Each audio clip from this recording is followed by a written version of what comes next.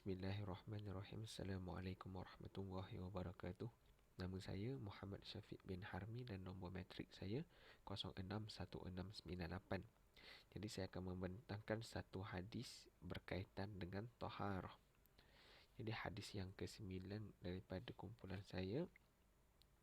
Hadisnya berbunyi Wara'al Muslim wa Nasa'i wa Ibnu Hibban min riwayati Ali ibn Mush an Amsh an Abi Razin wa Abi Salih an Abi Hurairah radhiyallahu anhu qala Rasulullah sallallahu alaihi wasallam iza walagal kalbu fi ina'i ahadikum falyurikhu summa liyajlishu sab'an marrah.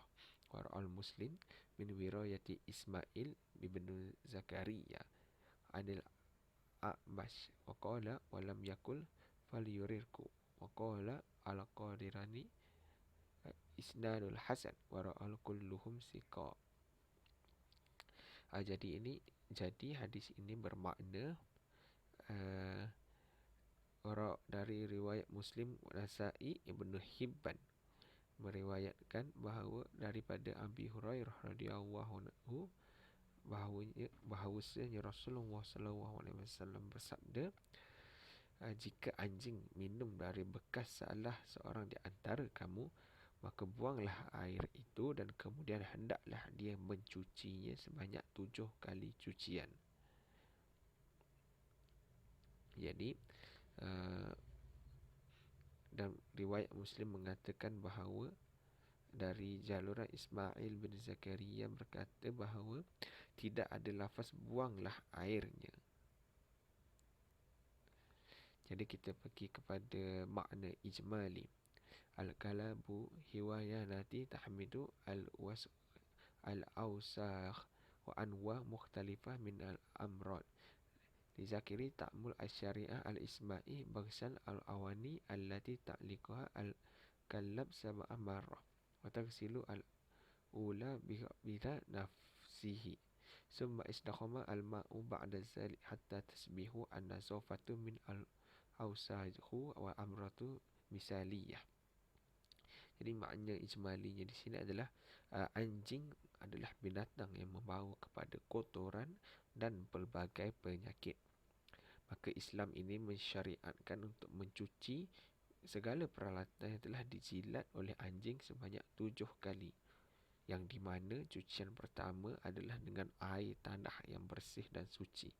Kemudian ia menggunakan air bersih dan sehinggalah kotoran dan kotoran itu hilang dari segi bau, warna dan rasa. Jadi kita beralih kepada at-tahlilul lafzi. Yang pertama kalimat at-suhur, iaitu tuhur atau muqsimu fi al-maqsati kanat tustakhdimu fil al-usul li ta'rifu amilati azilati al-hadasu aw tanzifu al-qazarihu wal balighu al-hadasi laysatu maliki murtabatu ba'inah wa bi ma'na akhir yamkinu at-ta'kadu min an al-maradu wa azzahu fir al-qasadati tanzifu inna min al-najasah.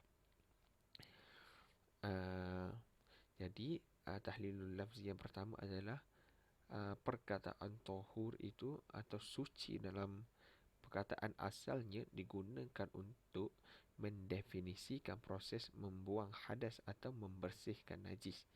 Dan sudah tentu hadas itu bukanlah sesuatu yang dikaitkan dengan bekas ataupun benda. Tapi dengan kata lain, dipastikan bahawa yang dimaksudkan itu adalah tampil dalam kekudusan, membersihkan bekas itu daripada najis. Jadinya bekas itu bukan najis, semuanya dia ada najis. Jadinya membersihkan, menyucikan itu bermakna kita membuang segala najis dan kotoran yang ada pada bekas itu untuk menyucikan semula bekas itu. Dan yang kedua, kalimatul uluh. Wuluh ta'ni al-kalbu masyrubu yakhruju min tarafatul lisan. Yang kedua adalah perkataan waluh yang bermaksud anjing.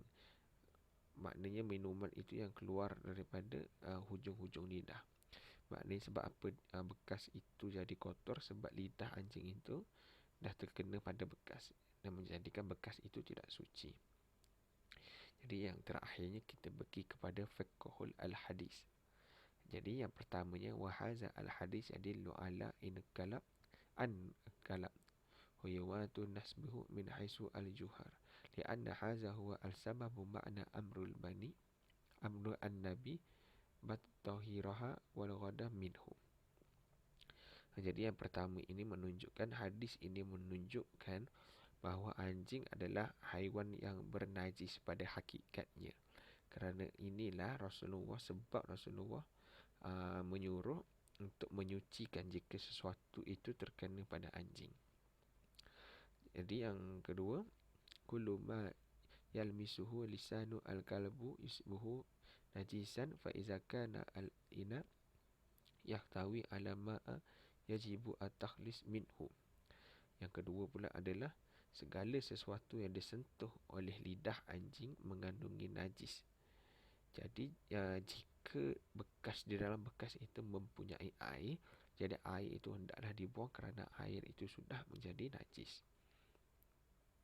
Yang ketiga, iza kana asy-syai'u allazi yaghliu al-kalbu fi surati ta'am sa'ala fa yahrumu aklahu wa janibu al-hajatu innahu indama ya'muru marmiha fa innahu yadillu ala najasatiha wa in kana yarminhu aidan min rami ma la yazalu salihan aw salihan lilla istihaka li annahu musafi tabzir. Jadi yang ketiga, jika benda yang dikunyah oleh anjing itu dalam bentuk makanan yang cair, maka haram kita untuk mengambil dan memakannya. Dan dalilnya ialah apabila dia menyuruh membuangnya, itu menunjukkan najis. Jadi apabila Nabi menyuruh untuk buang air yang bekas anjing minum, maka Nabi suruh membuang. Kerana apa? Kerana air itu sudah menjadi najis dan haram bagi kita untuk minum air tersebut. Itu menunjukkan bahawa air itu telah menjadi najis. Walaupun dia juga melarang kita membuang yang masih sah atau sesuai dimakan kerana digolongkan sebagai pembaziran. Jadi bila kata Nabi suruh buang air itu, walaupun air itu dikatakan masih banyak dan masih cukup untuk kita buat minum, tapi Nabi suruh buang juga kerana apa? Kerana najis, dan ini bukanlah satu bentuk pembaziran kerana air itu sudah menjadi najis. Jadi yang terakhir, fiqhul hadis yang terakhir, wujubul ghusl an ina allazi yal'ikuhu al-kalbu sab'ah marat wa ihda al-maghsulat bitamrah jami'a atrafu al-kalbu mislu al-bul wal bazza wad dama wal aqah wal farid ta'akibu balughu al-lisan indama yakunu ahdama. Atrafu al-kalbu asyai'u allazi tamma lisamah ratban. Haza al-istintaju ma'khuzu min tariqatil al-qiyas. Jadi yang fiqhul hadis yang terakhir, yang keempat adalah wajib untuk kita membasuh perkakas ataupun peralatan yang dijilat anjing ataupun yang tersentuh oleh anjing sebanyak 7 kali. Jika tangan kita terpegangnya, maka tangan kita juga hendaklah dibasuh sebanyak 7 kali. Dan salah satu daripada bekas dan perkakas itu hendaklah dibasuh dengan air tanah.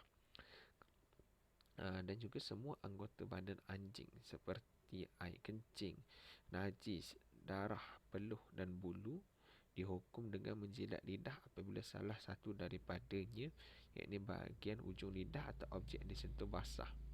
Jadi kesimpulan ini diambil daripada kaedah pengukuran. Jadi nak dikatakan di sini, walaupun selain daripada lidah anjing seperti darah, nanah, air liur, bulu-bulunya itu juga dikategorikan dan dihukumkan sebagai najis kerana benda-benda itu terdapat pada anjing. Dan jika walaupun hujung lidah anjing itu telah dikatakan sebagai najis, maka apatah lagi benda-benda yang lain seperti darah, bulu, nanah dan sebagainya. Itu antara 4 fiqh hadis yang dapat saya bentangkan untuk hadis ini. Jadi itu sahaja daripada saya. Sekian. Assalamualaikum warahmatullahi wabarakatuh.